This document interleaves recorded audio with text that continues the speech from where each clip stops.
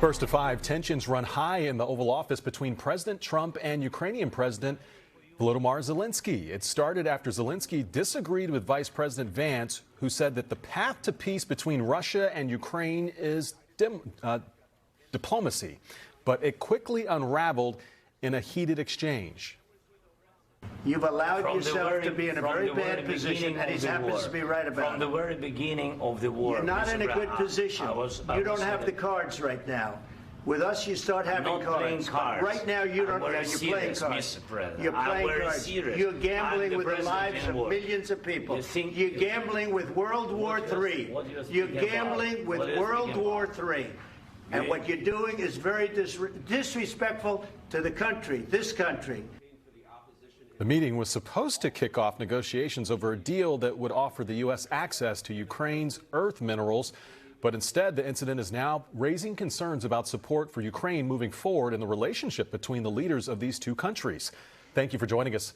I'm Fred Shropshire. I'm Tracy Davidson. That earth minerals deal was part of a larger effort to end Ukraine's ongoing war with Russia. But instead, that explosive conversation ended with President Zelenskyy leaving the White House early with no agreement signed.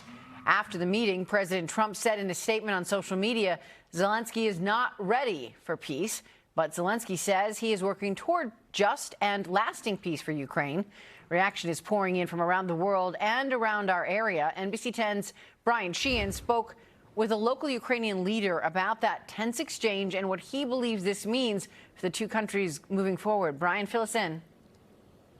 Well, Tracy, we are outside the Ukrainian Catholic Cathedral. This is one of the many Ukrainian strongholds in our area. And today's tense meeting between the world leaders is being discussed all over, but especially in communities like this one. That local leader who I spoke with this afternoon is the president of the Philadelphia chapter of the Ukrainian Congress Committee of America. He told me he was actually feeling very hopeful before today's meeting. However, he now believes the relationship between the two countries is strained at the very least.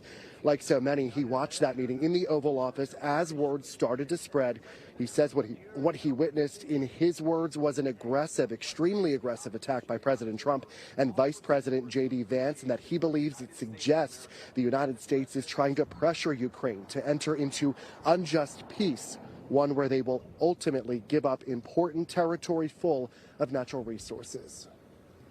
It looks like something that I've been saying is about to happen, which is it just might be the fact where Ukraine will have to work with Europe and, frankly, with other nations, Western nations, and I include in that Japan, South Korea, Australia, and other freedom-loving peoples without the United States. And I think that can be done and should be done at this point until actually America begins to behave a little bit better. Now, he tells me he believes that President Trump and Vice President J.D. Vance did not give President Zelenskyy the chance to express what he wanted to say.